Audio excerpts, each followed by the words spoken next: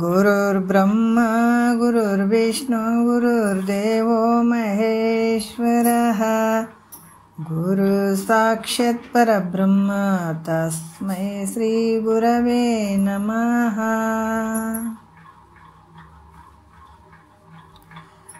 ಧ್ಯಾನ ಮೂಲ ಗುರುಮೂರ್ತಿ ಪೂಜ್ಯ ಮೂಲ ಗುರುಪಾದ ಮಂತ್ರ ಮೂಲ ಗುರುವಾಕ್ಯ ಮುಕ್ತಿ ಮೂಲೋ ಗುರುಕೃಪಃ.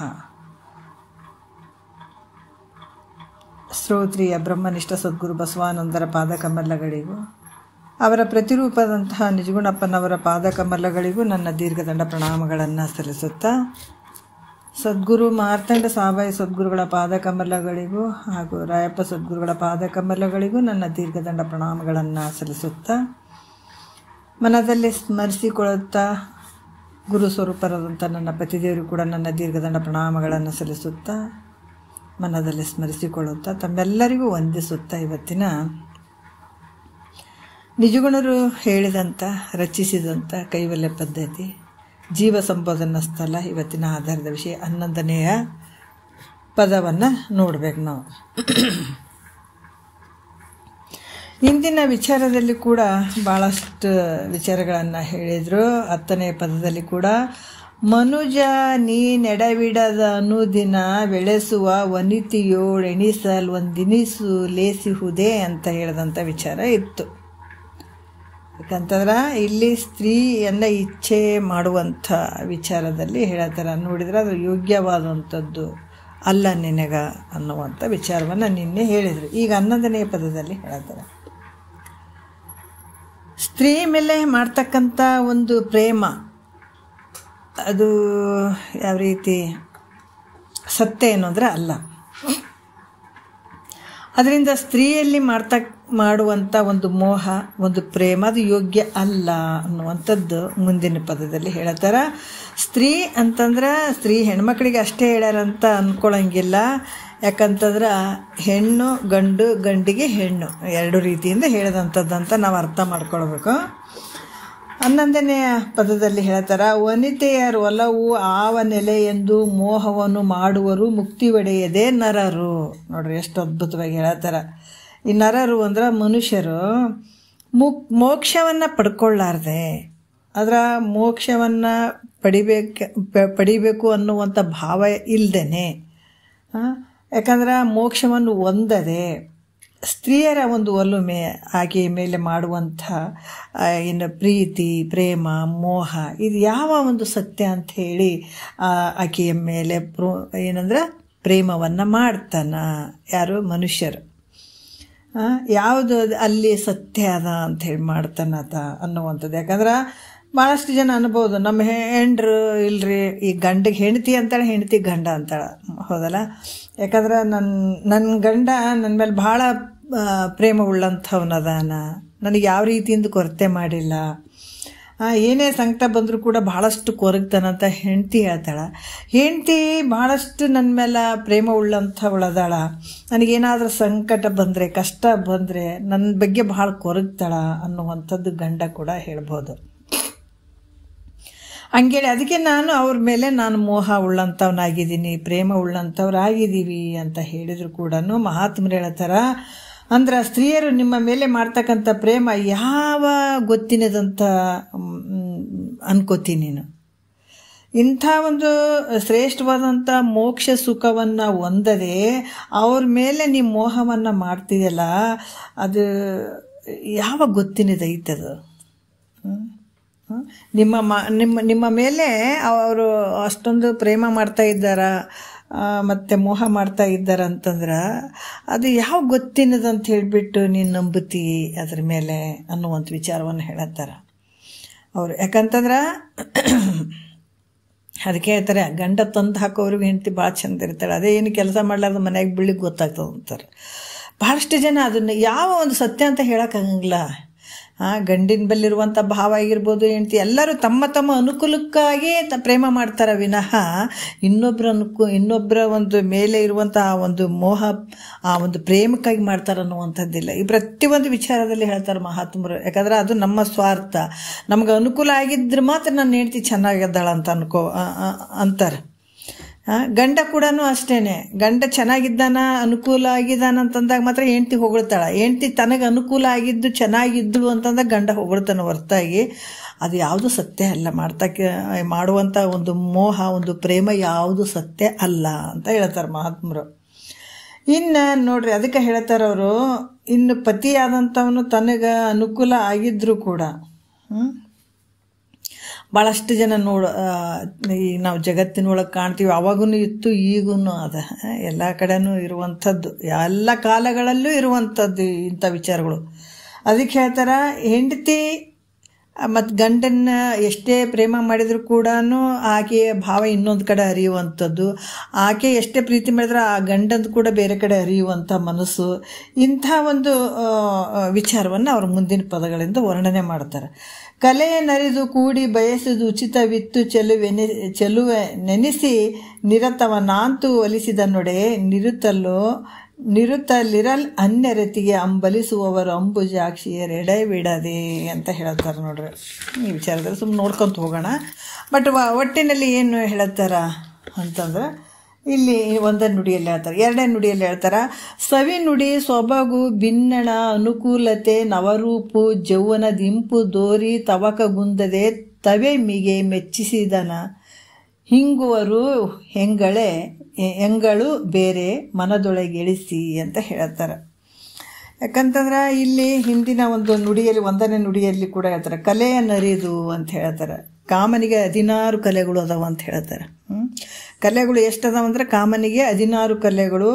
ಅದು ಹೆಂಗಂದ್ರೆ, ಉಗುರಿನಿಂದ ನತ್ತಿವರೆಗೆ ಎಷ್ಟು ಅಂಗಗಳದಾವ ಅವೆಲ್ಲವುಗಳಲ್ಲಿ ಈ ಒಂದು ಕಾಮನ ಒಂದು ಕಲೆಗಳು ಅದಾವ ಅಂತ ಹೇಳ್ತಾರೆ. ಇದನ್ನ ಅರ್ಥ ಕಾಮ ಅಲ್ಲಲ್ಲಿ ಪ್ರವೇಶ ಮಾಡ್ತಾನ ಅನ್ನುವಂಥದ್ದು ಇವತ್ತಿನ ಈ ದಿವಸ ನಕ್ಷತ್ರ ಅದ, ಈ ದಿವಸ ನಕ್ಷತ್ರ ಅದ, ಈ ರೀತಿಯಾಗಿ ತಿಳ್ಕೊಂಡು ಅಂಥ ಹೆಂಡತಿ ಜೊತೆ ಮೋಹ ಉಳ್ಳಂಥವನಾಗ್ತಾನ, ಆಸಕ್ತಿ ಉಳ್ಳಂಥವನಾಗ್ತಾನ. ಆದರೂ ಕೂಡ ಆಕೆಯ ಮನಸ್ಸು ಗಂಡನ ಮೇಲೆ ಇರ್ತದೆ ಅನ್ನೋದು ಯಾವ ಗ್ಯಾರಂಟಿ ಐತು ಅಂತಾರವರು ಮಹಾತ್ಮರು. ಅದಕ್ಕೆ ಅಷ್ಟೇ, ಇಲ್ಲೇನು ಅಂತಾರಲ್ಲ, ಇವೆಲ್ಲ ನಮ್ಮ ಒಂದು ಪ್ರಾರಬ್ಧಕ್ಕನುಸಾರವಾಗಿ ನಮ್ಮ ಒಂದು ಪ್ರಾರಬ್ಧವನ್ನು ಊಟ ಮಾಡಕ್ಕೆ ಬಂದಂಥವ್ರು. ಯಾರ ಮೇಲೆ ಯಾರೂ ಮೋಹ ಮಾಡಂಗಿಲ್ಲ, ಯಾರ ಮೇಲೆ ಯಾರಿಗೂ ಪ್ರೀತಿ ಇರಂಗಿಲ್ಲ. ನಮ್ಗೆ ಅನುಕೂಲ ಅಸ್ತ್ರ ಆಗಿದ್ದಾರೆ ಅವರು, ಅವರಿಂದ ನಮ್ಗೆ ಅನುಕೂಲ ಐತೆ ಅಂದಾಗ ನಾವು ಪ್ರೀತಿ ಮಾಡ್ತೀವಿ, ಮೋಹ ಮಾಡ್ತೀವಿ. ಮಕ್ಕಳದು ಅಷ್ಟೇ, ಮಕ್ಕಳು ನಮ್ಗೆ ಅನುಕೂಲ ಆಗಿದ್ರಂದ್ರೆ ನಾವು ಅವ್ರ ಮೇಲೆ ಮೋಹ ಮಾಡ್ತೀವಿ. ಮಕ್ಕಳು ಅಷ್ಟೇ, ತಂದೆ ತಾಯಿ ತಮಗೆ ಅನುಕೂಲ ಆಗಿದ್ರೆ ಅವ್ರು ಕೂಡ ಮೋಹ ಮಾಡ್ತಾರೆ ಹೊರತಾಗಿ ಅಲ್ಲಿ ತಂದೆ ತಾಯಿಯಿಂದ ಯಾವ ಲಾಭ ಇರಲಿ ಅಂದ್ರೆ ಮಕ್ಕಳು ಕೂಡ ನೋಡಂಗಿಲ್ಲ. ಹೌದಾ? ಮಕ್ಕಳು ನಮಗೇನಾದರೂ ಒಂದು ಪ್ರತಿಕೂಲ ಆಗಿದ್ರು ಅಂತಂದಾಗ ಆ ಪ್ರೀತಿ ಮೋಹ ಇರಂಗಿಲ್ಲ. ನಮಗೆ ಅನುಕೂಲ ಆದಾಗ ಮಾತ್ರ ನನ್ನ ಮಗ ನನ್ನ ಮಕ್ಕಳು ಅಂತ ಅಂದ್ಕೊಳ್ತೀವಿ. ಆ ಪ್ರೀತಿ ಎಲ್ಲಿರ್ತಂದ್ರೆ ನಮ್ಮ ಒಂದು ಸ್ವಾರ್ಥಕ್ಕಾಗಿ ಇರುವಂಥ ಪ್ರೀತಿಗಳು. ಆ ಪ್ರೀತಿ ಎಲ್ಲಿ ಅಂದ್ರೆ ನಮ್ಮೊಳಗೆ ಇರುವಂಥದ್ದು. ಹಾಗಾಗಿ ನಾವು ಅನ್ಯರ ಮೇಲೆ ಒಂದು ಆರೋಪ ಮಾಡ್ತೀವಿ, ಅವರಿಂದನೇ ನಮ್ಗೆ ಸುಖ ಆಯಿತು ಅಂತೀವಿ. ಹಾಗಲ್ಲ, ನಮ್ಗೆ ಅನುಕೂಲ ಆದಾಗ ನಾವು ಇವರಿಂದ ಸುಖ ಅನ್ನುವಂಥದ್ದು ಇರ್ತದೆ. ವಿಚಾರ ಮಾಡಿ ನೋಡಿದ್ರೆ ಯಾರಿಗ್ಯಾರು ಸುಖ ಕೊಡುವಂಥದ್ದಲ್ಲ, ಯಾರಿಗ್ಯಾರು ಇದು ಮಾಡುವಂಥದ್ದಲ್ಲ. ಈ ರೀತಿ ಒಂದು ದೃಷ್ಟಾಂತ ಹೇಳ್ತಾರೆ. ಹೆಣ್ಣು ನಿನ್ನ ಮೇಲೆ ಭಾಳ ಪ್ರೀತಿ ಅದಳಂದ್ರೂ ಕೂಡ ಯಾವ ಗೊತ್ತಿನದು ಐತೆ ಅನ್ನುವಂಥದ್ದಕ್ಕೆ ಒಂದು ವಿಚಾರ ಹೇಳ್ತಾರೆ ಅವರು. ಹಿಂದಕ್ಕೆ ಭೃತ್ಯಹರಿ ಅನ್ನುವಂಥ ಹೆಸರಿನ ಒಬ್ಬ ರಾಜ ಇದ್ದ. ಉದಾಹರಣೆ ಹೇಳ್ತಾರ, ನಿನ್ನ ಹೆಂಡ್ತಿ ಏನು ನಿನಗೆ ಪ್ರೀತಿ ಮಾಡ್ತಾ ಇದ್ದಾಳ, ಮೋಹ ಇಟ್ಕೊಂಡಿದ್ದಾಳ, ನೀನು ಹೆಂಡ್ತಿ ಮೇಲೆ ಎಷ್ಟು ಮಾತು ಇಟ್ಕೊಂಡಿದ್ದಿ, ಪ್ರೀತಿ ಇಟ್ಕೊಂಡಿದ್ದಿ, ಮೋಹ ಇಟ್ಕೊಂಡಿದ್ದೆ, ಅದು ಯಾವ ಗೊತ್ತಿಂದದು, ಯಾವ ಸತ್ಯದ ಇಲ್ಲ. ಅದಕ್ಕೆ ಒಂದು ದೃಷ್ಟಾಂತ ಹೇಳ್ತಾರ. ಭೃತ್ಯಹರಿ ಅನ್ನುವಂಥ ಒಬ್ಬ ರಾಜ್ಯ ಆಳ್ತಾ ಇದ್ದ. ಅದಕ್ಕೆ 2 ಹೆಂಡ್ರಿದ್ರು. ರಾಜನು ಚಿಕ್ಕ ಹೆಂಡತಿ ಮೇಲೆ ಬಹಳ ಪ್ರೇಮ ಉಳ್ಳಂಥವನಾಗಿದ್ದ, ಆಸಕ್ತಿ ಉಳ್ಳಂಥವನಾಗಿದ್ದ, ವಿಶೇಷ ಆಸಕ್ತಿ ಉಳ್ಳಂಥವನಾಗಿದ್ದ. ಯಾಕಂದ್ರೆ ಆತ ಒಳ್ಳೆ ತರುಣ ಇದ್ದ, ಒಳ್ಳೆ ಯೌವನಸ್ಥ ಇದ್ದ, ಮತ್ತು ನೋಡಕ್ಕೆ ಭಾಳ ಚಂದಿದ್ದ, ಸುಂದರನೇ ಇದ್ದಾತ ಆ ರಾಜ. ಮತ್ತು ಮ್ಯಾಲ ರಾಜ ಇದ್ದ ಚಕ್ರವರ್ತಿ. ಯಾಕಂದ್ರೆ ಆತನ ಒಂದು ಆಸ್ಥಾನದಲ್ಲಿ ಒಬ್ಬ ಚಕ್ರವರ್ತಿ ಕೂಡ ಇದ್ದ. ಮೇಲೆ ಚಕ್ರವರ್ತಿ ರಾಜನಾಗಿದ್ದಾತ. ಈಗಿದ್ರೂ ಕೂಡ ಆ ಚಿಕ್ಕ ನೋಡ್ರಿ, ಆತ ರಾಜ ಇದ್ದ, ಚಕ್ರವರ್ತಿ ಆಗಿದ್ದ, ಎಲ್ಲ ಒಂದು ಅಧಿಕಾರ ಆತಗಿತ್ತು, ನೋಡಕ್ಕೆ ಸುಂದರವಾಗಿದ್ದಾತ. ಮತ್ತು ಆತನ ಚಿಕ್ಕ ಹೆಂಡತಿ ಮೇಲೆ ಭಾಳ ಪ್ರೀತಿ ಉಳ್ಳಂಥವನಾಗಿದ್ದ. ಆ ಚಿಕ್ಕ ಹೆಂಡತಿ ನೋಡ್ರಿ ಅಷ್ಟೆಲ್ಲ ಪ್ರೀತಿ ಮಾಡ್ತಾ ಇದ್ದ, ಮೋಹ ಮಾಡಿದ್ದ. ಆದರೂ ಕೂಡ ಆ ಚಿಕ್ಕ ಹೆಂಡತಿ ಮಾಡಿದಳು. ಅಲ್ಲೇ ಒಬ್ಬ ಕುದುರೆ ಸವಾರ ಇದ್ದ, ಆ ಕುದುರೆ ಸವಾರ ಮೇಲೆ ಮನಸ್ಸಿಟ್ಟಿದ್ದಳು ಅಂತಕ್ಕೆ. ಅದಕ್ಕೆ ಇದ್ರ ಮೇಲೆ ನೋಡಿದ್ರೆ ಸ್ತ್ರೀಯರು ಮಾಡ್ತಕ್ಕಂಥ ಪ್ರೇಮ ಯಾವ ಗೊತ್ತಿನ್ನದು ನೋಡ್ರಿ ಅದ್ಭುತವಾಗಿ ತಿಳಿಸ್ತಾರೆ. ಯಾಕಂದ್ರೆ ಈ ಸ್ತ್ರೀಯರಂತೂ ಒಂದೇ ತೊಗೊಳಂಗಿಲ್ಲ, ಮತ್ತು ಪುರುಷರದ್ದು ತೊಗೊಳತ್ತಾರೆ. ಅದಕ್ಕೆ ಈ ರೀತಿ ಗೊತ್ತಿನ ಯಾವ ಒಂದು ಗೊತ್ತಿನದು ಮೋಹಿಸುವಂಥದ್ದು ನರರು ಯಾವ ಸತ್ಯ ಅಂತ ಈ ಮನುಷ್ಯರು ಇಂಥ ಒಂದು ಮೋಕ್ಷದ ಸುಖವನ್ನು ಬಿಟ್ಟು ಅವಕ್ಕೆ ಯಾಕೆ ಮುರ್ಕೊಂಡು ಬಿಡ್ತಾರ? ಅಲ್ಲಿ ಸುಖ ಐತೆ ಅಂತ ಯಾಕೆ ಹೋಗ್ತಾರ? ಅಲ್ಲಿ ಆನಂದ ಐತೆ, ಅವ್ರ ಮೇಲೆ ಮಾಡುವಂಥ ಪ್ರೇಮ ಭಾಳ ಸತ್ಯದಂತ ಯಾಕೆ ಹೋಗ್ತಾರ? ಅದ್ರ ಮೇಲೆ ಮೋಹ ಉಳ್ಳಂಥವ್ರಾಗಿರ್ತಾರ. ಅದಕ್ಕೆ ಹೇಳಿದ್ರಲ್ಲ ನಿನ್ನೆ ಕೆಲವು ದೃಷ್ಟಾಂತ ಬಂದು ವಿಷಯಗಳು ಬಂದು ಅದೇ ಒಂದು ಭಾವ ಏನು ಅದಕ್ಕೆ ಉಪದೇಶ ಅನ್ನುವಂಥದ್ದು ಯಾತಕ್ಕೆ ಅಂತಂದ್ರೆ ನಾವೇನು ಈ ಮನಸ್ಸನ್ನು ಈ ಕಡೆ ಎಲ್ಲ ಇಟ್ಕೊಂಡಿವಿ, ಗಂಡ ಮನೆ ಮಕ್ಕಳು ರೊಕ್ಕ ರೂಪಾಯಿ ಅಂತ ಹೇಳಿಬಿಟ್ಟು ಅದು ಏನು ಸತ್ಯ ಐತೇನೋ ಅದೆಲ್ಲ ಸುಳ್ಳಿನಿಂದ ಕೂಡ್ಯದ. ಹೆಂಡ್ತಿ ಮಾಡುವಂಥ ಪ್ರೇಮ ನೀ ತಂದು ಹಾಕೋವರೆಗೆ ಪ್ರೀತಿ ಇರ್ತದೆ, ನಿಂಗೆ ಕೆಲವು ಸಲ ಅನುಭವಕ್ಕೆ ಬರ್ತದೆ. ನೀನೇನು ತಂದು ಹಾಕ್ಲಾರ್ದು ಮನೆಗೆ ಬಿದ್ದರೆ ಏನು ಬಿದ್ದದ, ಏನು ತಂದು ಹಾಕ್ಲಾರ್ದೆ ಬಿದ್ದ ನೋಡಂತ ಅಕ್ಕಿನೇ ಮೂಗು ಮುರಿತಾಳೆ ನಿನಗೆ. ಅದು ನೀ ಅಕ್ಕಿ ಬಿದ್ದಾಗ ನೀ ಮಾಡುವಂಥದ್ದು ಅಕ್ಕಿಗೂ ಗೊತ್ತಾಗ್ತದೆ, ಅಕ್ಕಿ ಬಿದ್ದಾಗ ನಿನಗೂ ಗೊತ್ತಾಗ್ತದೆ. ಇವೆಲ್ಲ ಗೊತ್ತಾಗ್ತಾವೆ, ಎಲ್ಲರಿಗೂ ಗೊತ್ತಾಗ್ತಾವೆ ಕೆಲವು ಸಲ. ಅದಕ್ಕೆ ಇಲ್ಲಿ ಕೂಡ ಏನು ಹೇಳ್ತಾರೆ, ಸ್ತ್ರೀಯರು ಮಾಡ್ತಕ್ಕಂಥ ಪ್ರೇಮ ಯಾವ ಗೊತ್ತಿನದ ಅಂತ ಹೇಳಿಬಿಟ್ಟು ಅದನ್ನು ಬಿಟ್ಟು ಇಂಥದಕ್ಕೆಲ್ಲ ಮೋಹ ಮಾಡ್ತಾರೆ ನರರು. ಮಾಡಬಾರ್ದೇನ್ರಿ, ಹೆಂಡ್ತಿಯವ್ರ ಜೊತೆ ಜಗಳಾಡ್ಬೇಕೇನ್ರಿ ಅಂತ ಹಂಗೆ ಅನ್ನಂಗಿಲ್ಲ. ಅದನ್ನು ನೀನು ಬೋರ್ ಇಳಿಸ್ಕೊಂಡಂಗೆ ಇಳಿಸ್ಕೊಬೇಡ, ಮನಸ್ಸಿನಲ್ಲಿ ಪ್ರೀತಿ ಮಾಡು, ಪ್ರೇಮ ಮಾಡು. ಎಷ್ಟು ಮಾಡ್ತಿ ಇಷ್ಟೇ, ಕತ್ತಿನಿಂದ ಈಚೆ ಕಡೆ ಅಷ್ಟೇ ಹೊರಗಿರ್ಬೇಕು, ಒಳಗೆ ಇಳಿಸ್ಕೊಳಂಗಿಲ್ಲ. ಆ ರೀತಿ ಅಂತ ಮಹಾತ್ಮರು ಹೇಳ್ತಾರೆ ಈ ಮಾತುಗಳು. ಅದಕ್ಕೆ ಇದು ಹೆಂಗೆ ಪರಮಾರ್ಥ ಹೆಂಗಿದೆ ಅಂತಂದ್ರೆ ಲೌಕಿಕ ಪರಮಾರ್ಥ ಎರಡದಾಗ ಹೆಂಗಿರ್ಬೇಕನ್ನೋ ತಿಳಿಸಿಕೊಡ್ತದೆ. ಎಷ್ಟು ನೀನು ಭಾಳ ಆಳವಾಗಿ ಇಳಿತಿದ್ದಿ ಸಂಸಾರದಾಗ, ಹೆಂಡ್ತಿ ಮಕ್ಳು ಈ ಪ್ರೇಮ ಮೋಹದಾಗ ಇಳಿತಿದ್ದೆ ಅಷ್ಟು ದುಃಖ ಅದ ನಿನಗೆ. ಎಷ್ಟು ಆಳವಾಗಿ ಇಳಿರ್ತಿದ್ದೆ ಅಷ್ಟು ಪರಿ ದುಃಖವನ್ನು ಅನುಭವಿಸ್ಬೇಕಾಗ್ತದೆ. ಎಷ್ಟು ಬಿಟ್ಟುಗೊತ್ತೆ ಅಷ್ಟು ಆನಂದವಾಗಿ ಇರ್ತಿದ್ದಿ ಅನ್ನುವಂಥದ್ದು ಹೇಳ್ತಾರೆ ಅವರು. ಅದಕ್ಕೆ ಇಲ್ಲಿ ಕೂಡ ಇದಲ್ಲದೆ ಮಧುರವಾದ ವಾಣಿಯಿಂದ ಪಾಂಡಿತ್ಯದಿಂದ ನೋಡ್ರಿ. ಯಾಕಂತಂದ್ರೆ ಇಲ್ಲಿ ಏನು ಹೇಳ್ತಾರ, ನೂತನ ಸೌಂದರ್ಯದಿಂದ ಕೂಡಿಕೊಂಡು ಒಂದು ಯೌವನ ಒಂದು ಇರ್ತದೆ. ಆ ಸಂದರ್ಭದಲ್ಲಿ ಅದು ತೋರಿಸಿ ಆತುರ ನಾಶವಾಗದೆ ಚೆನ್ನಾಗಿ ಮೆಚ್ಚಿಸಿಕೊಂಡವನು ಬಿಟ್ಟು, ಈಗ ಆ ರೀತಿ ಬಿಟ್ಟು ಎರಡನೆಯ ರಲ್ಲಿ ಮನಸ್ಸಿಡುವಂಥದ್ದು. ಯಾಕಂತಂದ್ರೆ ಈಗ ಹೇಳ್ತಾರೆ ಅವರು, ಇಂಥ ಒಂದು ಸತ್ಯ ಇರದೇ ಇರುವಂಥದ್ರಲ್ಲಿ ನೀನು ಮೋಹ ಮಾಡ್ತೀಯಲ್ಲ, ಇಂಥ ಸದಾಕಾಲ ಆನಂದವಾಗಿರುವಂಥ ಮೋಕ್ಷ ಸ್ವರೂಪವನ್ನು ಬಿಟ್ಟು ಮಿಥ್ಯವಾಗಿರುವಂಥದ್ರ ಮೇಲೆ ನೀನು ಅಪೇಕ್ಷೆ ಮಾಡ್ತೀಯಲ್ಲ, ಅದು ಯೋಗ್ಯನು ನಿನಗೆ. ಅದು ಇದರಿಂದ ಯಾಕೆ ಅದಕ್ಕೆ ಹೇಳ್ತಾ, ಇದಲ್ಲದೆ ಮಧುರವಾದಂಥ ವಾಣಿ ಪಾಂಡಿತ್ಯದಿಂದ ಆ ನೂತನವಾದ ಸೌಂದರ್ಯದಿಂದ ಕೂಡಿಕೊಂಡು ಪ್ರಾಯದ ಮಾಧುರ್ಯವನ್ನು ತೋರಿಸಿ ಆತುರ ನಾಶವಾಗದೆ ಚೆನ್ನಾಗಿ ಮೆಚ್ಚಿಸಿಕೊಂಡವನನ್ನು ಬಿಟ್ಟು ಸ್ತ್ರೀಯರು ಮತ್ತೇನು ಮಾಡ್ತಾರ, ಎರಡನೆಯ ಕಡೆ ಮನಸ್ಸಿಡುವಂಥದ್ದು. ಅಂದಮೇಲೆ ಸ್ತ್ರೀಯರು ಮಾಡ್ತಕ್ಕಂಥ ಪ್ರೇಮ ಯಾವ ಗೊತ್ತಿನದಪ್ಪ, ಗೊತ್ತಿನದ ಅಲ್ಲ, ಅದ್ರ ಮೇಲೆ ಮೋಹ ಮಾಡೋಕ್ಕೆ ಹೋಗಬೇಡ ಅನ್ನುವಂಥದ್ದನ್ನು ಹೇಳ್ತಾರವರು. ಮತ್ತು ಇನ್ನು ಅಸತ್ಯವಾದ ಪದಾರ್ಥಗಳು ಒಂದು ವೇಳೆ ಸತ್ಯ ಅಂತ ಹೇಳಿಸ್ಕೊಳ್ಬೋದು. ನೋಡ್ರಿ, ಅಸತ್ಯವಾದಂತಹ ಅನಿತ್ಯವಾಗಿರುವಂಥ ಪದಾರ್ಥಗಳು ಒಂದು ವೇಳೆ ನಿತ್ಯ ಅನಿಸ್ಕೊಳ್ಬೋದು, ಅವು ಅಸತ್ಯವಾಗಿರುವಂಥ ಒಂದು ಪದಾರ್ಥಗಳು ಸತ್ಯ ಅಂತ ಅನಿಸ್ಕೊಳ್ಬೋದು. ಆದರೆ ಸ್ತ್ರೀಯರು ಮಾಡ್ತಕ್ಕಂಥ ಪ್ರೇಮ ಸತ್ಯ ಅಂತ ಹೇಳಲಿಕ್ಕೆ ಬರೋಂಗಿಲ್ಲ. ಆಶ್ಚರ್ಯ ಆಗಿರುವಂಥದ್ದು.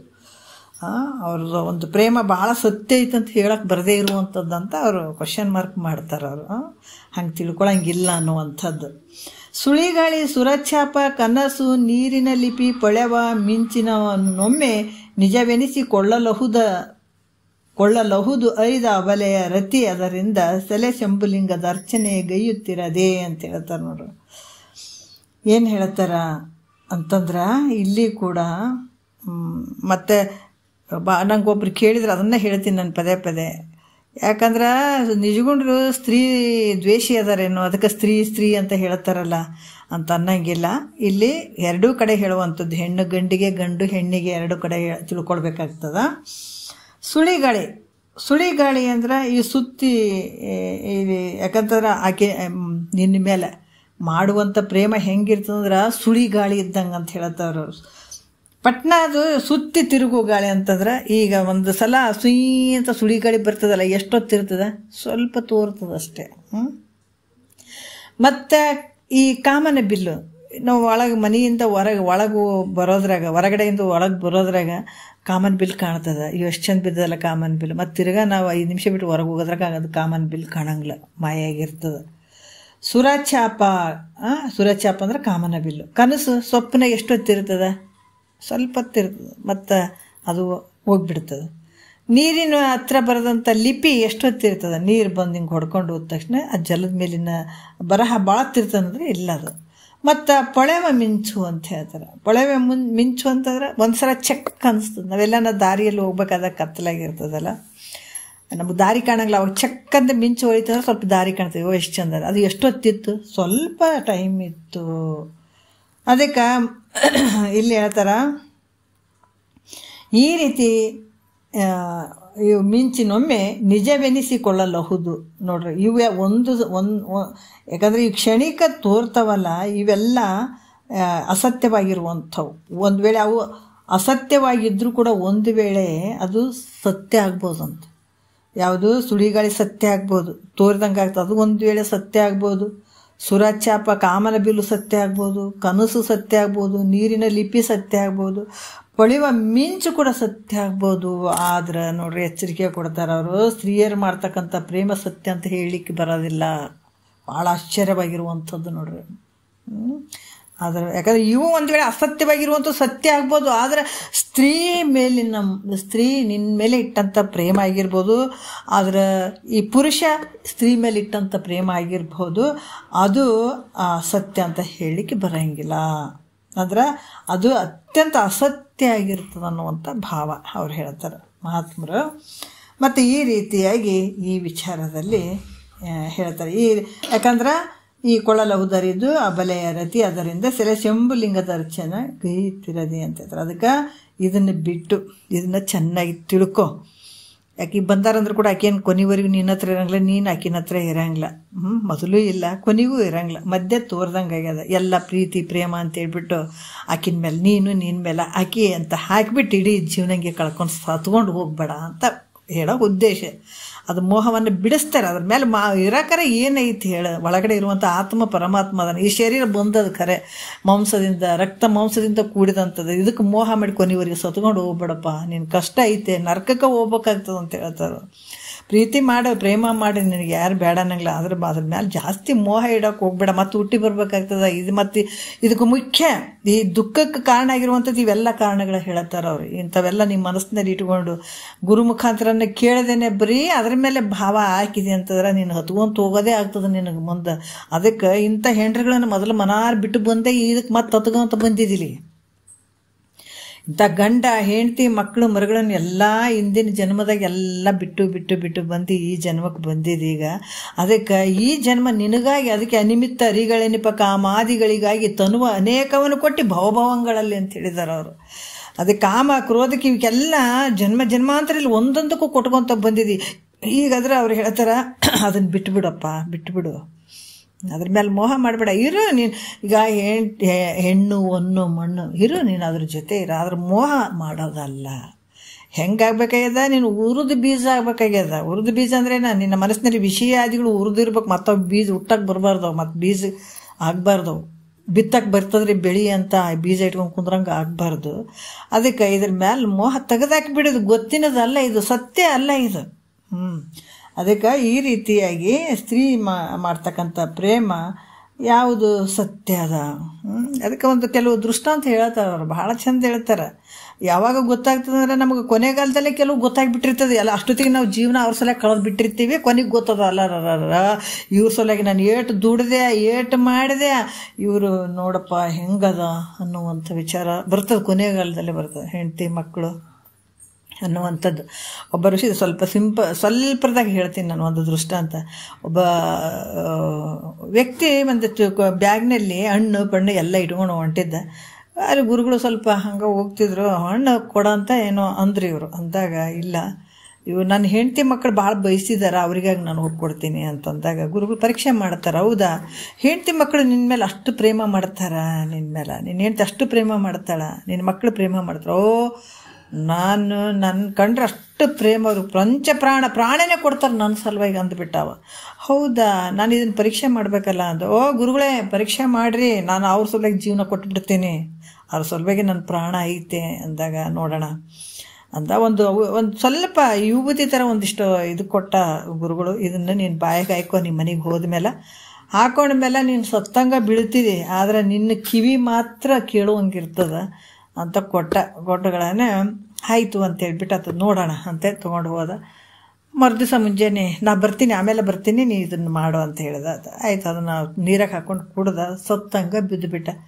ಎಲ್ಲ ಯಾವುದು ವ್ಯವಹಾರನೇ ಇಲ್ಲ, ಕೈ ಎತ್ತಂಗಿಲ್ಲ, ಕಾಲು ಎತ್ತಂಗಿಲ್ಲ, ಉಸಿರಾಟ ಕಾಣವಲ್ದು, ಏನಿಲ್ಲ, ಸತ್ತು ವ್ಯಕ್ತಿ ಹೆಂಗಿರ್ತಾನೆ ಹಂಗಾಗಿಬಿಟ್ಟ ಅವನು.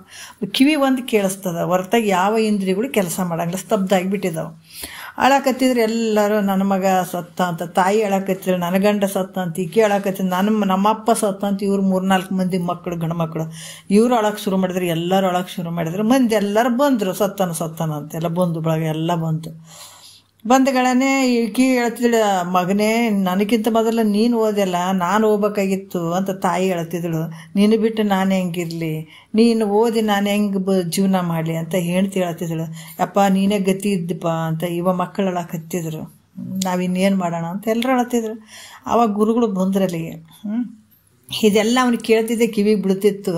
ಕಿವಿಗೆ ಬಿದ್ದು ಅರೆ ನೋಡಿ ಎಷ್ಟು ಪ್ರೀತಿ ಅದಾರ ನನ್ನ ಮ್ಯಾಲ ಅಂತ ಅದು ಸ್ವಲ್ಪ ಅನಿಸ್ತಿತ್ತು. ಹಂಗೆ ಕಿವಿಗೆ ಬೀಳ್ತಿತ್ತಲ್ಲ ಶಬ್ದಗಳು, ಹೇಳ್ತಿ ಹತ್ತು ಹೇಳೋದು, ಹೇಳಿ ಹೇಳ್ತಾರಲ್ಲ, ಹಂಗೆ ಅದಕ್ಕೂ ಶಬ್ದ ಬೀಳಕತ್ತಿತ್ತು. ತಾಯಿ ಹೇಳೋದು ಎಲ್ಲನೂ ಕಿವಿಗೆ ಬೀಳ್ತಿತ್ತು. ಆವಾಗ ಗುರುಗಳು ಬಂದರು. ಮತ್ತು ಗುರುಗಳು ಬಂದ್ರಂತೆ, ಇವರು ಮತ್ತು ಸ್ವಲ್ಪ ಅಳಕ್ಕೆ ಶುರು ಮಾಡಿದರು. ಅವ್ರಂದ್ರು, ಹೌದು ನೀವೆಲ್ಲರೂ ಒಂದು ಮಾತು ಕೇಳ್ರಿ ನಂದು, ಅದಕ್ಕೆ ಒಂದು ವಿಷಯ ಹೇಳ್ತೀನಿ. ನಿನ್ನ ಗಂಡ ಬದುಕಬೇಕಾಗಿತ್ತು ಅಂದ್ರೆ ಒಂದು ಕೆಲಸ ಮಾಡ್ರಿ, ಎಲ್ಲ ಮತ್ತು ಬದುಕ್ತಾನಂದ್ರೆ ಏನಾದರೂ ಮಾಡೋಕೆ ರೆಡಿ ಇರ್ತದಲ್ಲ. ಆಯಿತು ಗುರುಗಳೇ ಹೇಳ್ರಿ ಅಂತಂದ್ರೆ, ನೋಡಮ್ಮ ಒಂದು ಮನ್ಯಾಗ ಒಂದು ತಂಬಿಗೆ ತೊಗೊಂಡು ಬಾ, ತಂಬಿಗೆ ತುಂಬ ಹಾಲು ತೊಗೊಂಡು ಬಾ ಅಂತಂದ್ರು. ಆಕೆ ಯಾಕಾಗಲ್ದಕ್ಕ ಅಂತೇಳಿ ಒಂದು ಸಣ್ಣ ತಂಬಿಗೆ ಅದ್ರ ತುಂಬ ಹಾಲು ತೊಗೊಂಡು ಬಂದುಗಳನ್ನೇ, ಇದು ನೋಡಮ್ಮ ಇದನ್ನು ನೀ ಕುಡಿ, ಆಯಿತಾ, ಕುಡ್ದು ಅಂತಂದ್ರೆ ನಿನ್ನ ಗಂಡ ಬದುಕ್ತಾನ ಅಂತಂದ. ಅದಕ್ಕೆ ಆಯಿತು ಗುರುಗಳೇ ಅಂತೇಳ್ಬಿಟ್ಟು, ಇಷ್ಟು ಕುಡಿದ್ರೆ ನನ್ನ ಗಂಡ ಬದುಕ್ತಾನಂದ್ರೆ ನಾನು ಕುಡಿತೀನಿ ಅಂತ ಹೇಳ್ಬಿಟ್ಟು ಖುಷಿ ಆಯ್ತು ಆಕೆಗೆ. ಆಯಿತು ತಂಬಿಗೆ ತೊಗೊಂಡದು ನೀರು ಹಾಲು ಇದ್ವಲ್ಲ, ಹಾಲು ಕುಡಿಯೋಕಂತ ಹಿಂಗೆ ಬಾಯಿಗೆ ಒಯ್ದಳು. ಅವ್ರಂದ್ರೆ 1 ನಿಮಿಷ ತಡಿಯಮ್ಮ ಅಂತಂದ್ರು ಗುರುಗಳು. ಏನ್ರಿ ಗುರುಗಳು ಅಂತಂದ್ರು, ನೋಡು ನೀ ಕುಡಿತಿದ್ದೆಲ್ಲ, ಹಾಲು ಕುಡಿದ್ಮೇಲೆ ನೀ ಸಾಯ್ತಿದ್ದಿ, ನಿನ್ನ ಗಂಡ ಬದುಕ್ತಾನ ಅಂತಂದ್ರು. ಅಂದುಗಳನ್ನೇ ಅಕ್ಕಿ ಅಂದಳು, ಪಟ್ನ ತಂಬಿಗೆ ಕೆಳಗಿಟ್ಟಳು. ಏನ್ರಿ ಗುರುಗಳೇ ನೀವೆಂಥ ಮಾತು ಹೇಳಕತ್ತೀರಿ, ನಾನು ಸಾಯ್ಬೇಕಾ, ಇದು ಹಾಲು ಕುಡ್ದು ನಾನು ಅವ್ನು ಬದುಕೋದು ನನಗೆ ಬೇಕಾಗಿಲ್ಲ, ನಾನು ಇನ್ನೂ ಜೀವನ ಮಾಡಬೇಕು ಗುರುಗಳೇ, ನಾನು ಹೆಂಗೆ ಸಾಯೋಕ್ಕಾಗ್ತದೆ ಹೇಳು, ಅವು ಸತ್ತು ಹೋಗ್ಯಾನು ಹೋಗ್ಲಿ, ಮತ್ತು ಏನು ಮಾಡೋಕ್ಕಾಗ್ತದೆ, ನನ್ನ ಕೈಲಿ ಆಗಂಗಿಲ್ಲ ಸಾಯೋದು ಅಂದಳಕಿ. ಆವಾಗ ಆತಗ ಆಹಾ ಅಂತು, ಜೀವ ಕಿವಿಗೆ ಬಿತ್ತು. ಆಮೇಲೆ ಅವ್ರ ತಾಯಿಗೆ ಅಂದಳು, ಇಷ್ಟೊತ್ತ ನೀ ಏನು ಹೇಳಿದೆ ಅಮ್ಮ, ನೀನು ನಾನು ಹೋಗ್ಬೇಕಾಗಿತ್ತು ಮಗನೇ, ನೀವು ಓದೆಲ್ಲ ಅಂತ ಅಳಕತ್ತಿದ್ದೆಲ್ಲ, ನಿನ್ನ ಮಗ ಬದುಕ್ತಾನೆ, ನೀನಾರ ಕುಡಿ ಅಂತಂದ್ರೆ ಅಂತಳಕ್ಕೆ. ನಾನು ಆಗಂಕಲ್ಲ, ಕಾಣ ನಾನು ಹೆಂಗೆ ಕುಡಿಯೋಕ್ಕಾಗ್ತದೆ, ಆ ಸತ್ತು ಹೋಗಿ ಅನ್ನೋ ಬಿಡ್ರಿ ಗುರುಗಳೇ, ಮತ್ತು ನನ್ನ ಕೈಲೇ ನಾಂಗ್ಲಂತ ಆಕಿನೂ ಬಿಟ್ಟರು ದಾರಿ. ಆಮೇಲೆ ಮಕ್ಕಳಿಗೆ ಕೇಳಿದ್ರು, ನಮ್ಮ ಅಪ್ಪ ವಯಸ್ಸಾಗಿತ್ತು ಹೋಗಿಬಿಟ್ಟಾನ, ನಾವಿನ್ನೂ ಜೀವನ ಮಾಡೋರು, ನಾವ್ಯಾಕೆ ಸಹಾಯಮ್ಮ ಅಂದರು. ಅವ್ರು ಯಾರೂ ಮೈಗೆ ಹಚ್ಕೊಳ್ಳಿಲ್ಲ, ಎಲ್ಲ ಕೇಳ್ದಾತ. ಬಂದು ಬಳಗದ ಹೇಳಿದ್ರು, ಅವ್ರ ಮನೆಯಾಗ ಅವರೇ ಕುಡಿಯೋವಲ್ರಿ, ಇವನ್ಲಿಂದ ನಮಗೇನೈತೆ, ನಾವ್ಯಾಕೆ ಕುಡಿಯೋಣ ಅಂತಬಿಟ್ಟು ಅವರು ಎಲ್ಲರೂ ಹೊರಟು ಹೋಗಿಬಿಟ್ರು. ಎಲ್ಲ ಕಿವಿಯಾರೆ ಕೇಳಿದೆ. ಅಲ್ಲಲ್ಲ ಈಗ ಕಪಟತನದಿಂದ ಕೂಡಿದಂಥ ಈ ಪ್ರಪಂಚ ಇದು ಯಾಕಂತಂದ್ರೆ ಇಂಥ ಒಂದು ಪ್ರಪಂಚ ಕುಟಿಲ ಪ್ರಪಂಚ ಅಂತ ಹೇಳ್ತಾರೆ. ಇದು ನಾವು ಜೀವನದಾಗ ಇದೆಲ್ಲ ಮಾಡ್ತೀವಿ ಅಂದ್ರೆ ಕೂಡ ಅದು ಹೆಂಗೈತೆ ಅಂದ್ರೆ ಕುಟಿಲ ಪ್ರಪಂಚ, ಎಲ್ಲ ನಮಗೆ ಅನುಕೂಲ ಇರಬೇಕಿಲ್ಲಿ. ಅವೆಲ್ಲ ಕೇಳಿದಾಗ ಗಾಬರಿ ಅದ. ಅರೆ ನಾ ಎಷ್ಟು ತಿಳ್ಕೊಂಡು ತಪ್ಪಾಯಿತು. ನಾನು ಒಂದು ದಾನ ಧರ್ಮ ರೊಕ್ಕ ರೂಪಾಯಿ ಆಸ್ತಿ ಅಂತಸ್ತಂತ ಹೆಂಡ್ತಿ ಮಕ್ಕಳ ಸಲುವಾಗಿ ನಾನು ಕಳೆದುಬಿಟ್ಟೆ. ಯಾರೋ ಒಬ್ರು ಮಹಾತ್ಮರು ಕೊಡಂತಂದ್ರೆ ಈ ಸುಮ್ಮನೆ ಇವೆಲ್ಲ ಸಾಧು ಸಂತರಂತಾಗಿ ವೇಷ ಹಾಕೊಂಡು ಬಂದು ಕುಂತು ನಮಗೆ ಕೈ ಒಡ್ಡಿ ಕೇಳ್ತಾವ, ದುಡಿಯೋಕ್ಕಾಗ್ಲಾರ್ದು ಬಂದು ಕುಂತಾವಂತ ಅವರಿಗೆ ನಾನು ಎಷ್ಟೋ ಒಂದು ನಿಂದೆ ಮಾಡಿದ್ದೀನಿ. ಪಾಪಿಷ್ಟ ನಾನು ಅದೀನಿ. ಎಲ್ಲನೂ ಹೆಂಡ್ತಿ ಮಕ್ಕಳಿಗಂತ ತಂದು ಕೂಡಿ ಹಾಕಿನಿ. ಒಂದು ದಾನ ಮಾಡಲಿಲ್ಲ, ಧರ್ಮ ಮಾಡಲಿಲ್ಲ. ಎಂಥದ್ದಾಯಿತು ನನ್ನ ಪರಿಸ್ಥಿತಿ. ಅಟ್ಲೀಸ್ಟ್ ಬಾಯಿಲೆ ಒಂದು ಮಾತು ಒಬ್ಬರು ಆಡಲಿಲ್ಲಲ್ಲ, ನನ್ನ ಪರವಾಗಿ ಒಬ್ಬರು ಆಡಲಿಲ್ಲ, ಬದುಕೊಳ್ಳಿ ಅಂತ ಅನ್ನಲಿಲ್ಲ ಅನ್ನುವಂಥ ಬಹಳಷ್ಟು ದುಃಖ ಆಯಿತು. ಆಮೇಲೆ ಗುರುಗಳು ಏನು ಮಾಡಿದ್ರು, ತಾವೇ ಕುಡ್ದು ಅವ್ರಿಗೆ ಇದು ಮಾಡಿಬಿಟ್ಟು ಹೇಳುವಂಗೆ ಮಾಡಿದ್ರು. ನಾನೇ ಕುಡಿತೀನಿ ಅಂತ ಹೇಳ್ಬಿಟ್ಟು ತಾವು ಕುಡಿದು ಮತ್ತು ಅದಕ್ಕೆ ಹೇಳುವಂಗೆ ಮಾಡಿದರು.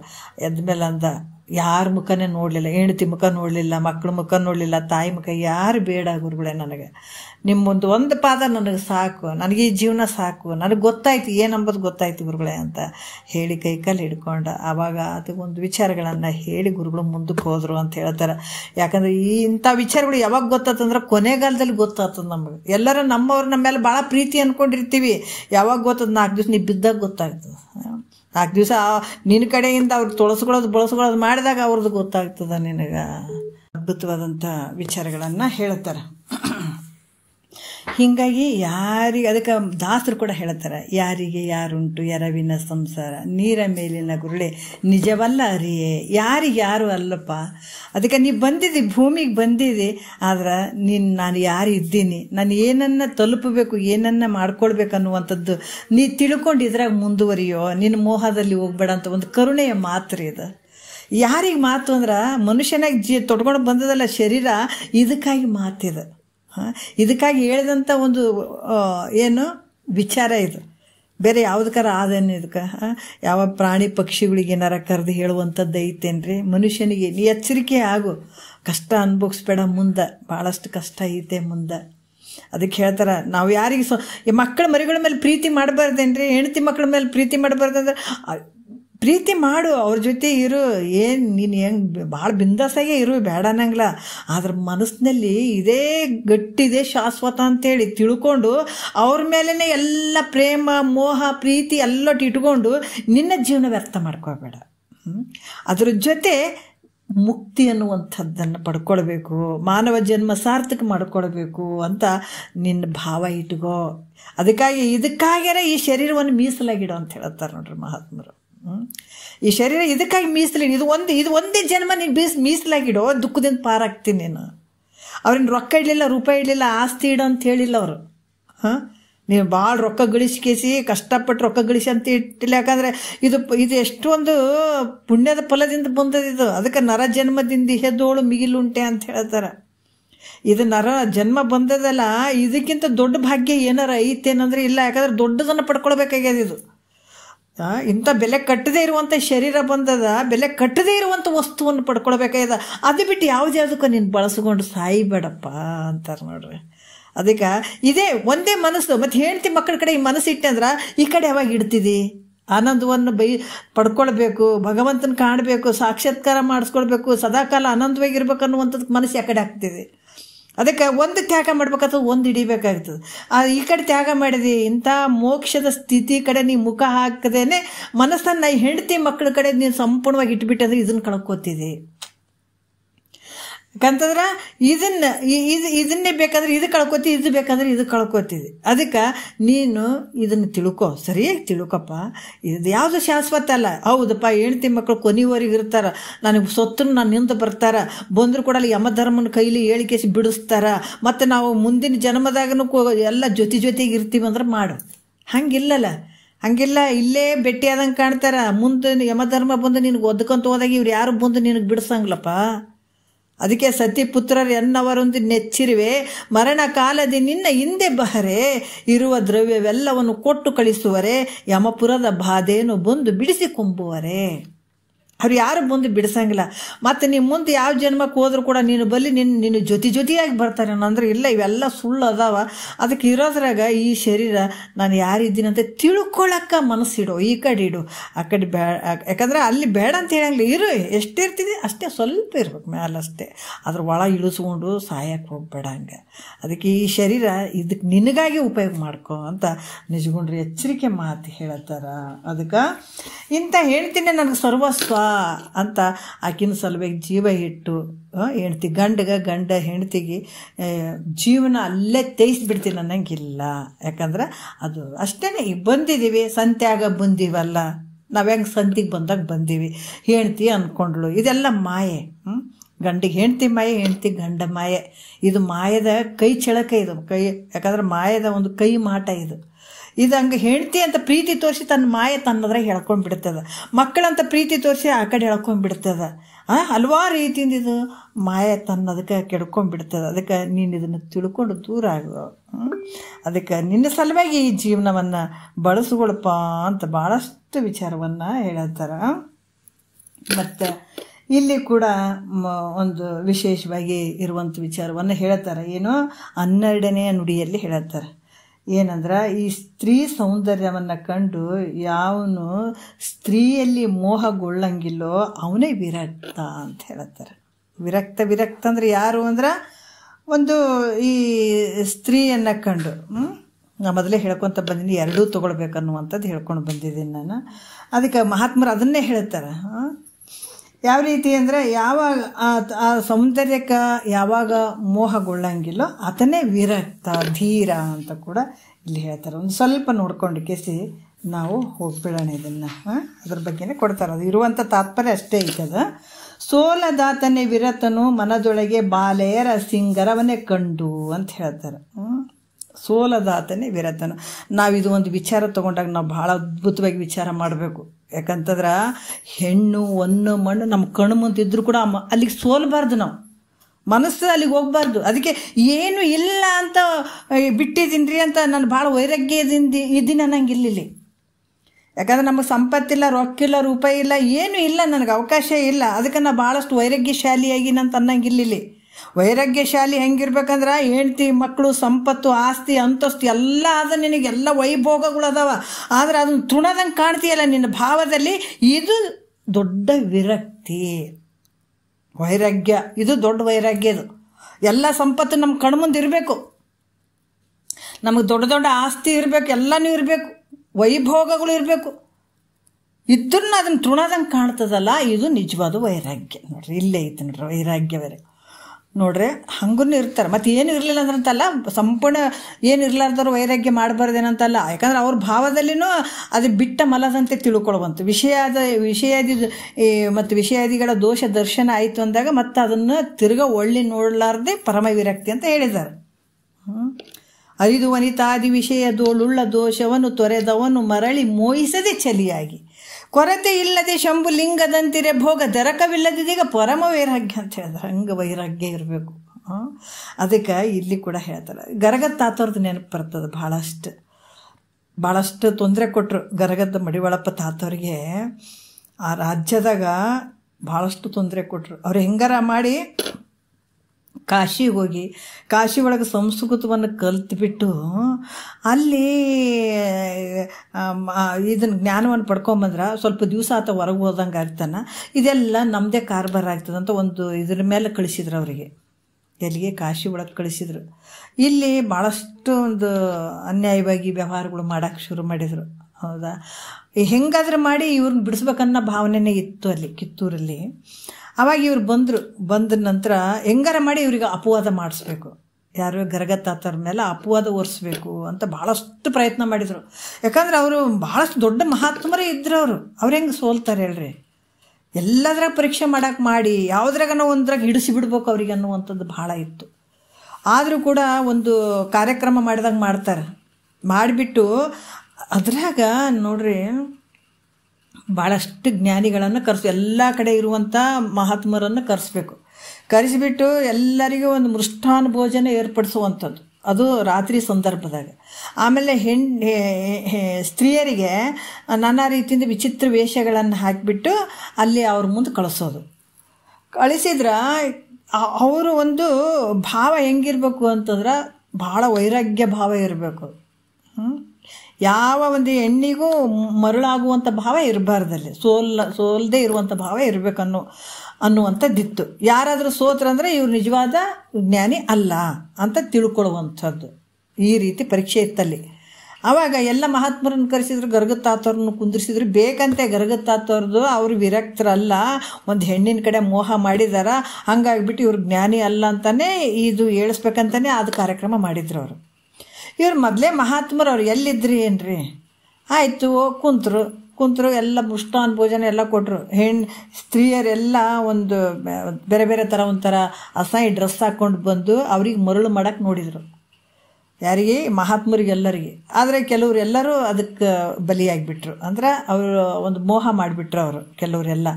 ಆದ್ರೆ ಗರಗತಾತವ್ರ ಹತ್ರ ಬಂದು ಎಷ್ಟು ಮಾಡಿದ್ರು ಕೂಡ ಅವ್ರು ಅಷ್ಟೇ ಕಠಿಣತ್ವ ಭಾವ, ವೈರಾಗ್ಯ ಭಾವದಿಂದನೇ ಕೂತಿದ್ರು ಅಂತ ನೋಡ್ರಿ. ಅವ್ರಿಗೆ ಯಾವ ರೀತಿ ಮನಸ್ಸು ವಿಚಲಿತ ಆಗಲಿಲ್ಲ ಅಂತ ನೋಡ್ರಿ ಅವರಿಗೆ. ಯಾಕಂದ್ರೆ ಅಷ್ಟೊಂದು ಅವರು ಪರೀಕ್ಷೆ ಮಾಡಿದ್ರು ಕೂಡ ಆ ಪರೀಕ್ಷೆಯಲ್ಲಿ ಬೇಕಾದಂಥ ಸ್ತ್ರೀ ಮುಂದೆ ಬಂದು ನಿಂದಿರಲಿ. ಇವತ್ತು ದುಡ್ಡೇ ಇರಲಿ, ಇವತ್ತು ಆಸ್ತಿನೇ ಇರಲಿ, ಹೆಣ್ಣು ಒಂದು ಮಾಡಿ ಏನಿದ್ರು ಕೂಡ ಅವ್ರ ಭಾವದಲ್ಲಿ ಒಂದು ಚೂರು ವಿಚಲಿತ ಕಾಣಲಿಲ್ಲ ಅಂತ ನೋಡ್ರಿ. ಎಲ್ಲ ಪರೀಕ್ಷೆ ಮಾಡಿ ನೋಡಿದರು. ಅದಕ್ಕೆ ನಿಜವಾದ ಯೋಗಿ, ನಿಜವಾದ ಜ್ಞಾನಿ, ನಿಜವಾದ ಮಹಾತ್ಮರು. ಅದಕ್ಕೆ ಇಲ್ಲೇನು ಹೇಳ್ತಾರ, ವಿರಕ್ತರು ಯಾರಂದ್ರೆ ಒಂದು ಹೆಣ್ಣು ಒಂದು ಮಣ್ಣು ಇದು ಯಾವುದಕ್ಕೆ ಸೋಲಂಗಿಲ್ಲ, ಅವನು ವಿರಕ್ತದನ. ಅದ್ರ ಜೊತೆನೇ ಇರ್ತಾನ. ಅವನು ಹೆಣ್ಣಿನ ಜೊತೆನೇ ಇರ್ತಾನ, ಒಂದಿನ ಜೊತೆನೇ ಇರ್ತಾನ, ಮಣ್ಣಿನ ಜೊತೆನೇ ಇರ್ತಾನ. ಆದರೆ ಅದ್ರ ಮೇಲೆ ಭಾವ ಇರಂಗಿಲ್ಲ, ಸುಟ್ಕೊಂಡು ಹೋಗ್ಯದದು, ಸುಮ್ಮನೆ ಇರ್ತಾನೆ ಅಷ್ಟೇ.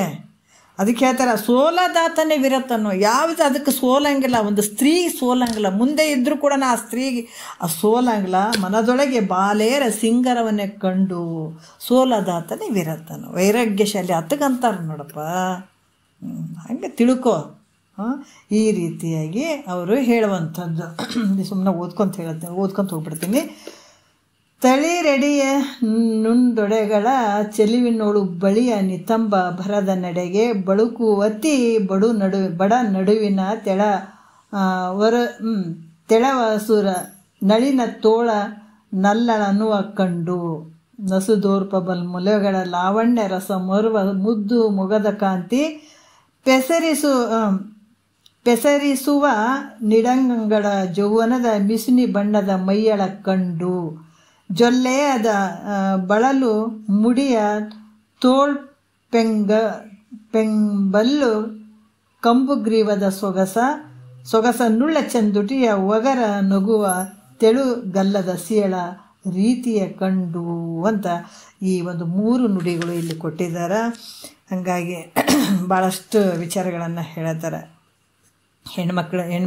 ಹೆಣ್ಣಿನ ಒಂದು ಸೌಂದರ್ಯದ ಬಗ್ಗೆ ಕೆಲವು ವಿಚಾರಗಳ ಬಗ್ಗೆ ಕೊಡ್ತಾರೆ. ಬಟ್ ಏನು ಹೇಳ್ತಾರೆ ಅಂತಂದ್ರೆ, ಯಾವುದು ಬೇಕಾದಂಥದ್ದು ಇದ್ದರೂ ಕೂಡ ಆ ಸ್ತ್ರೀಗೆ ಆಗಲಿ ಪ್ರತಿಯೊಂದಕ್ಕೂ ಅದಕ್ಕೆ ಯಾವ ಮನಸ್ಸಲ್ಲಿ ಚಂಚಲತೆ ಆಗದೆ ಇರುವಂಥದ್ದೇ ಒಂದು ಶೂರತನ ಅನ್ನುವಂಥ ವಿಚಾರವನ್ನು ಹೇಳ್ತಾರೆ. ಅದಕ್ಕೆ ಶೂರ ಯಾವುದು ಅಂತಂದ್ರೆ ಹೇಳ್ತಾರಲ್ಲ, ಈ ಒಂದು ಇಂದ್ರಿಯಗಳ ನಿಗ್ರಹ, ತನ್ನನ್ನು ತಾನು ತಿಳ್ಕೊಂಡು ಇಂದ್ರಿಯಗಳ ನಿಗ್ರಹವೇ ಶೂರತನ ಅನ್ನುವಂಥದ್ದು. ಬೇರೆ ಎಲ್ಲರ ಒಂದು ಕಲ್ಲು ಎತ್ತಬೋದು, ಏನೋ ಮಾಡ್ಬೋದು, ಆದರೆ ಇವುಗಳಿಂದ ನಾವು ಬಿಡುಗಡೆ ಆಗಬೇಕಾಗಿತ್ತು. ಇದರಿಂದ ಮನಸ್ಸು ಚಂಚಲತೆ ಆಗದೇ ಇರುವಂಥದ್ದೇ ದೊಡ್ಡ ಶೂರತನ.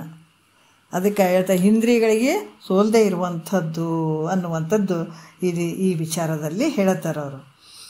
ಮತ್ತು ನಾವು 4ನೇ ನುಡಿಯಲ್ಲಿ ನೋಡೋಣ.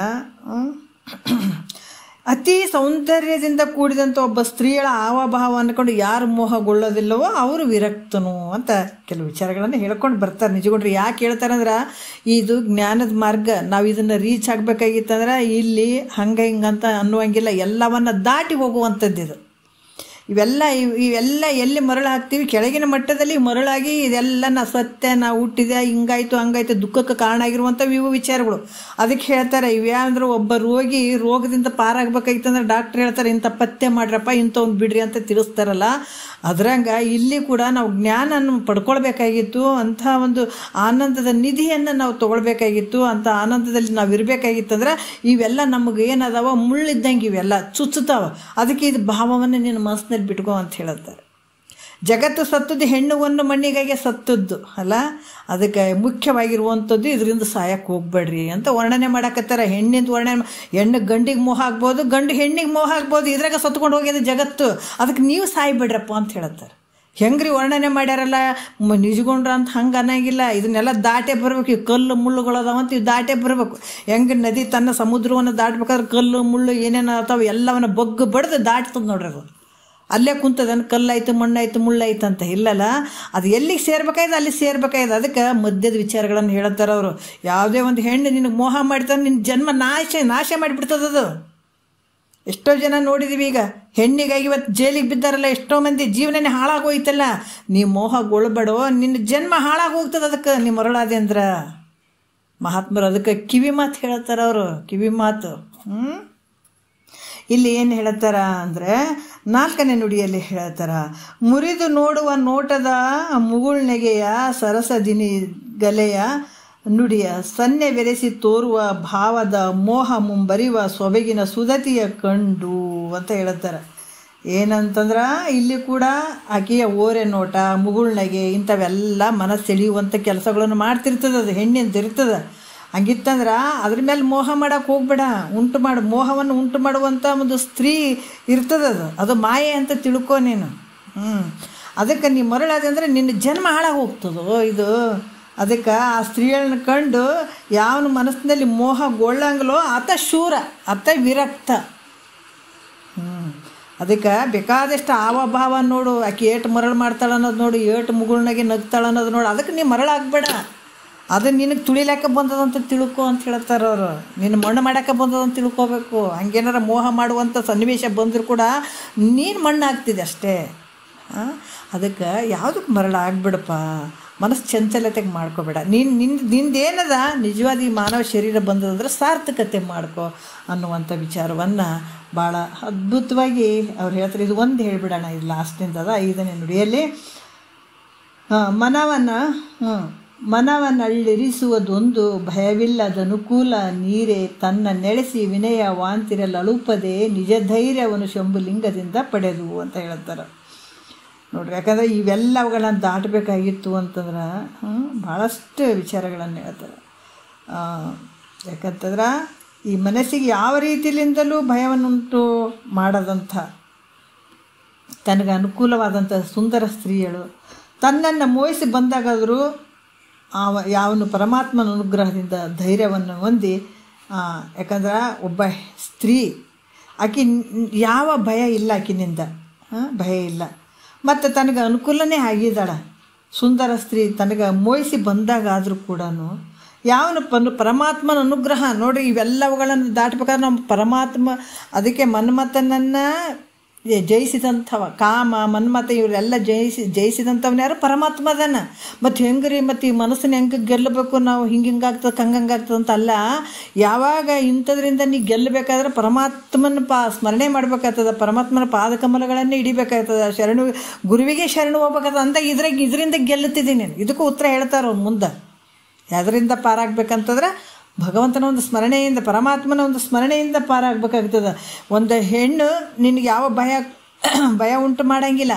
ಆಕಿನಿಂದ ನಿನಗೆ ಅನುಕೂಲ ಅದ, ನಿನಗೆ ಚೆನ್ನಾಗಿ ನೋಡ್ಕೋತಾಳ, ತಾನಾಗಿ ಒಲಿದು ಬಂದಾಳಂದ್ರೂ ಕೂಡ ಪರಮಾತ್ಮನ ಅನುಗ್ರಹದಿಂದ ಧೈರ್ಯವನ್ನು ಹೊಂದಿ ಅವಳು ಮೋಹಕ್ಕೆ ನಿಮ್ಮ ಮರಳಾಗದೇ ಇರುವಂಥದ್ದು ಇದು ನಿಜವಾದ ವಿರಕ್ತಿ ನೋಡ್ರಿ. ಆಕೆ ತಾನಾಗಿ ಬಂದಾಳ, ನಿನಗೆ ಮೋಹ ಮಾಡ್ಕೊಂಡು ಬಂದಿದ್ದಾಳ.